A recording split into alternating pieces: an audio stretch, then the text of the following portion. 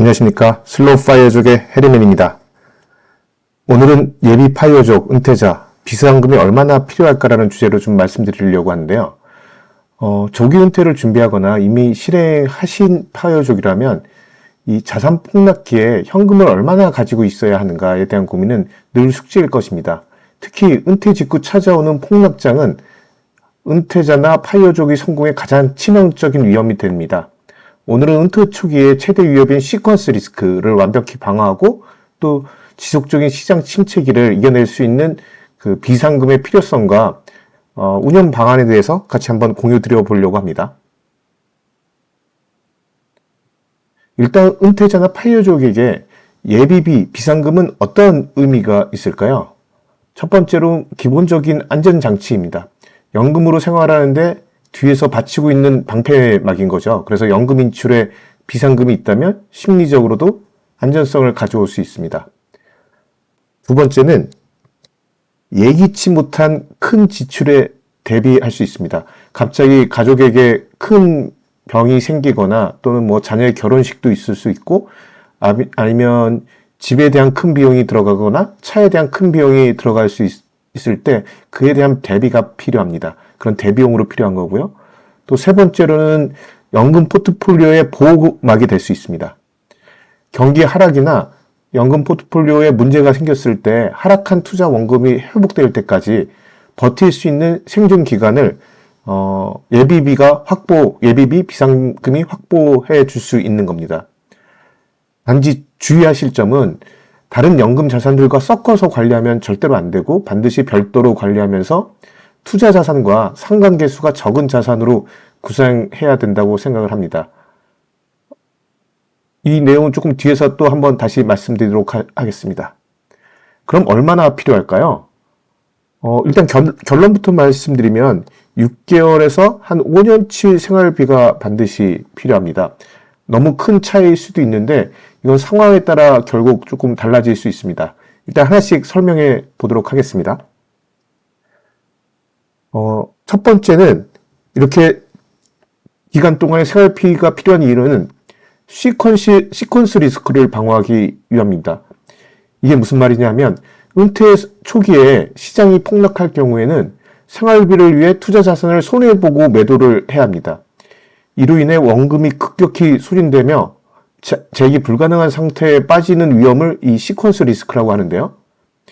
폭락한 동안에는 자산을 매도하지 않고 시장을 회복할 시간까지 좀 기다려주거나 버틸 수 있는 최악의 시나리오에서 생존하는 방법입니다. 그래서 이 시퀀스 리스크를 방어하는 게 첫 번째 목표고요. 또 이 기간에 대해서 다시 한번 말씀드리려고 하는데 역사적 약세장 회복 기간에 대한 확보를 하기 위함입니다. 과거 S&P 500 기준으로 해서 극심했던 IT 버블 붕괴 이후에 최고점까지 다시 회복하는데 약 7년이 걸렸습니다. 또 글로벌 금융위기 때는 한 4.5년, 약 4에서 5년이 걸렸습니다. 그래서 5년치 비상금을 이처럼 긴 침체 기간 동안에 투자 자산을 손실 매도 없이 보유하게 해주는 재정적 완충제 역할을 수행하는 거죠. 다만 사실 이 금액을 비상금으로 모아놓는 것은 좀 부담이 되고 무리일 수도 있습니다. 그래서 보통 일반적으로 얘기하는 기간은 보통 6개월에서 1년 정도의 예비비를 얘기하기도 합니다. 이렇게 언급하는 이유는 단기 실업이나 요 단기 실업 동안에 다시 재취업의 기간, 그리고 갑작스러운 진출 후의 회복 기간, 또는 시장의 일시적 폭락이나 하락이 있을 때 회복 등을 감안한 내용입니다. 예를 들면 코로나 기간이나 여타 일시적 폭락 시에는 한 6개월 정도면 V자로 반등을 했습니다. 그래서 이때만 버티면 단기적 하락 시에 원금을 빼지 않을 수 있기 때문입니다. 다만 가능하다면 5년치 현금을 확보하면 시장이 아무리 폭락해도 5년 동안은 투자 포트폴리오를 건드리지 않고 생활비를 충당할 수 있습니다. 이렇게 되면 자산이 회복할 충분한 시간을 벌어주고 결국 이건 시퀀스 리스크의 영향을 완전히 좀 차단할 수 있겠죠. 마지막으로 세 번째는 심리적 안정감을 가져올 수 있습니다.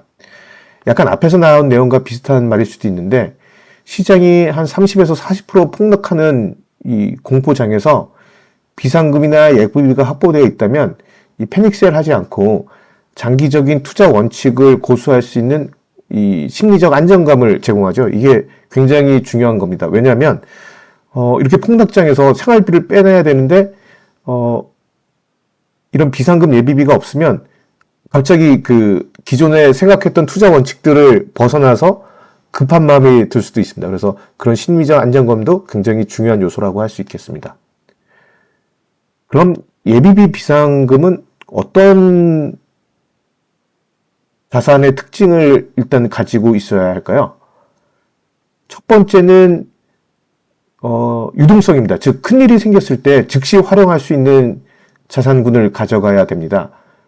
예를 들면 사고가 나거나 시장 갑작스러운 폭락 시에도 즉시 그 돈을 쓸 수가 있어야 되겠죠. 그 다음에 두 번째로는 위험을 해치할 수 있어야 하고 또 연금 포트폴리오가 경기 폭락 시에도 연관성이 없는 자산, 즉 상관계수가 낮은 자산을 가지고 가야 되겠죠. 그리고 마지막으로는 수익을 가져가지 못하더라도 인플레이션 방어 정도는 할 수 있는 자산군이 필요합니다. 그런 자산군을 한 4가지 정도 말씀드리려고 하는데요. 현금, 현금과 같은 예금, 그 다음에 외화, 금 이렇게 한 4가지인데 첫째 현금성 자산이 필요하다고 말씀드리는데 이건 파킹 통장이나 CMA의 비상금 목록으로 넣어놓고서 즉시 또는 한 1, 2년 정도의 기간 동안 생활비를 담당할 수 있는 자산군이 필요하고요. 그 다음에 둘째는 예금입니다.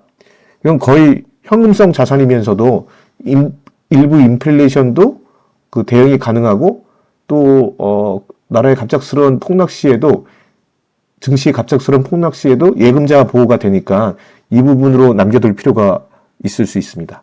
그 다음에 셋째는 외화입니다.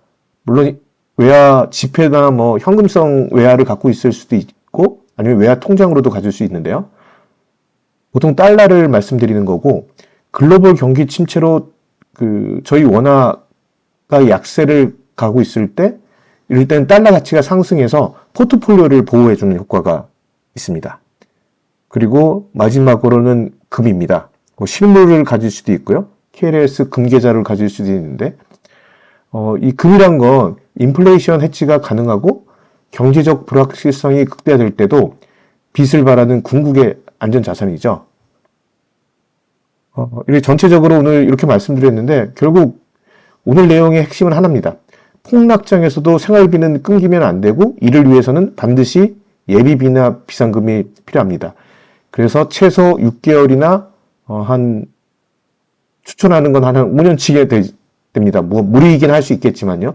5년치의 그 생활비가 비상금으로 확보가 된다면 아마 여러분의 은퇴나 아니면 파이어 지역의 안전성은 완전히 달라질 거라고 생각합니다. 오늘은 여기까지 말씀드리도록 하겠습니다. 슬로우 파이어의 해리맨이었습니다. 감사합니다.